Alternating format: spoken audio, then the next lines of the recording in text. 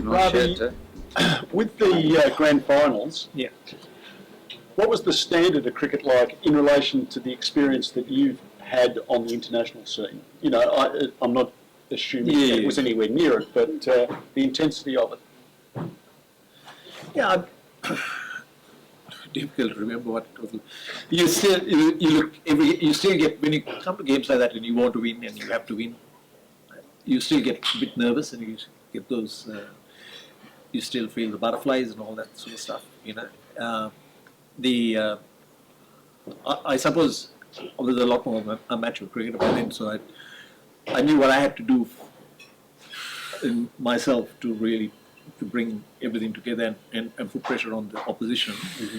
And what it's just not all about, because I think we had a wonderful side, you know, and we had a good unit and good this thing, and you know you would get guys like Harpy and all that who would bowl on a blinking 10-cent coin, you know, so there was not a problem. There was no problem about keeping things tight, you know. Yes. And if you really get, you just built a lot of pressure. And what I've worked out very early on in the piece with this thing is that I think a lot of the club sides wanted to sort of preserve their wickets in the first half and wanted to go at it in the second half, so that if you kept it, you know, if you kept it tight in the first half, and then when you kept it tight in the second half, they had to do something which was out of their comfort zone, and then that's when we really came into our own and absolutely killed them. Yeah. Yeah. I mean, we won some really tight games, low scores by doing this. What about the fielding, Dale? You bowled a hell of a lot of overs, but you would have had fantastic support in the field. Tell us a little bit about that.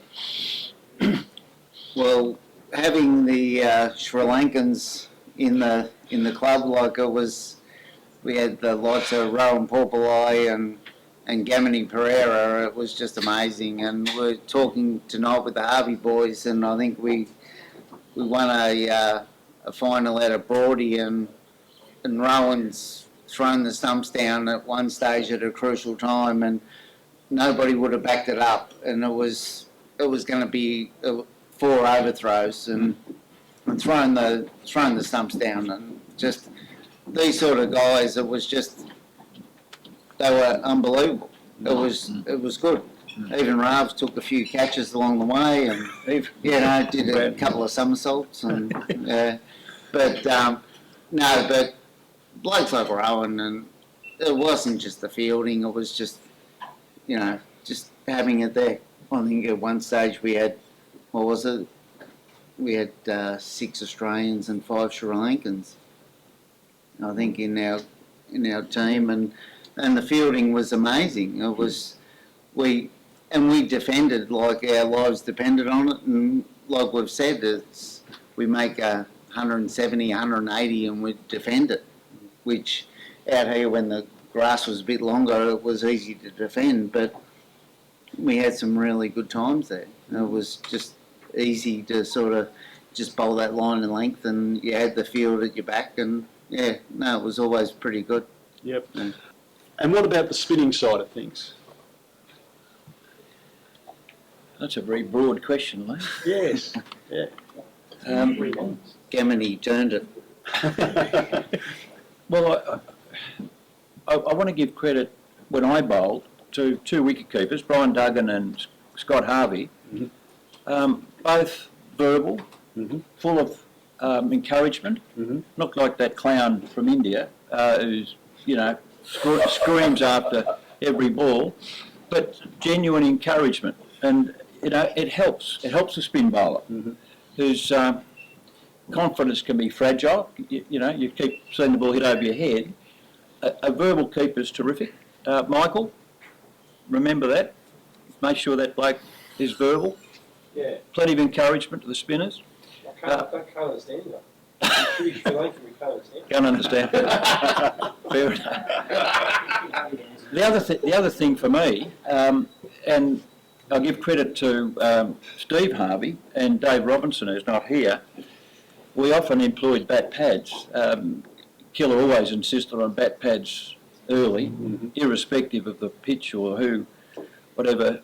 I could never get the field I wanted, but anyway, to his credit, he was mostly right. But Steve Harvey and Dave Robinson were the best bat patters I've seen, and the most, probably the bravest. To go in there close with me bowling, that takes courage. Looking back, with a good side, it's not just talent, it's commitment to each other and hard work at training. Was that the training really hard in those days, or was it just natural talent? I used to love bowling and training. It was just something that was indoctrinated, at the club. It was Eddie Ruttenfelds and Scratch Mitchell and these guys in the nets. It was. How many laps did you run, Dave? I never used to run many laps. Ron. No. I used to love bowling and bat towards the end of the night, and that was about it. But yeah, Killer always was trying to get me to run a bit more, but yeah, it was never going to happen. But yeah, he did. No, he couldn't have. He would have missed it by 6 inches, and it wouldn't have been. You wouldn't have turned the ball. It was a leg break. Brian? The doozer. Put that on ball. No, it was fun times, and it was always great to play, And Ronnie, we played against each other when he was at Ivanhoe, and Steve Malloy as well at Brunswick. We had some great times, and there was plenty of banter and. Yeah. Okay. Sorry, okay. Okay. No. Keep going. Go on, Ron. Keep going. Go on. Take it. Just while I think of it, Brian, Ivanhoe v Preston here, and Ivanhoe batted on, I think, the second day because of rain. Preston was struggling to make a draw. You were the last man in. I'd gone over to Tommy Ryan and said, bowl a Brina at him, because we had the field in and all the rest of it. And you courageously batted it out. The umpire was a bloke called Brian Robertson, a Preston man through and through, correct? Correct. Groucho had been run out by a metre, you gave him not out, and then you were in, and I, in desperation, bowled a leg break to you in the last few overs. You nicked it, and a bloke that had any honour would have walked. I wouldn't walk if you turned the leg break. Can we, in front of everyone here, can you acknowledge you did nick it? Oh, certainly.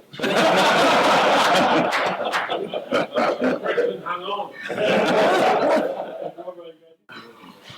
Riley, in the 5 years you were here, what was the best performance you saw from the team? I think Robbie, you'll probably have a better memory than I have on some of those games. I think your innings of 80 or something in the final. Well, I think the final that we won here, I would say would rank up there. Against Ivanhoe. Ivanhoe. Yeah. And I remember when I finished, I think I was bowling probably the last couple of overs towards the end of the innings. All order just keep it really, really tight in. And finish the game off and just make sure we won the game. So that was it, this thing.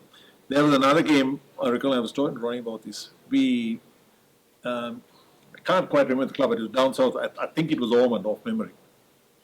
And we were defending probably about 150, but not many. Mm-hmm. And true to form, game starts at 1, we're supposed to be at 12. And Rohan used to generally do the rounds, pick me up and pick up Sunny. And he'll turn up at about 11:45 to pick us up, and we should be, and it's an hour's drive or something, Through traffic. Quarter 1 year. And we come in just as the boys are about to walk out, and quickly running.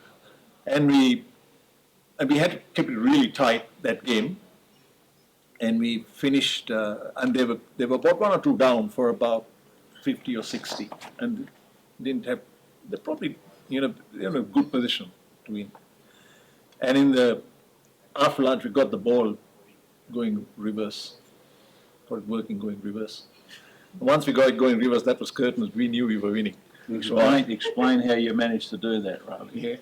We just give a word to Sonny to give it a bit of work. You know. But the ball, once the ball got reversed, we had it. We won the game and we came in, and a lot of the boys come in and say, "How?" We were wanted to get a lesson on how to reverse swing the ball. He said, "Look, we can't give you our secrets. That's it." But that was a because it was, and I remember we were driving up, Ron, and said, "Look, we are done in this game." And I said, "No, we'll win this." When we were driving up, you know, I think there was a level of arrogance in us, in the fact that we always knew we were going to win. Yeah.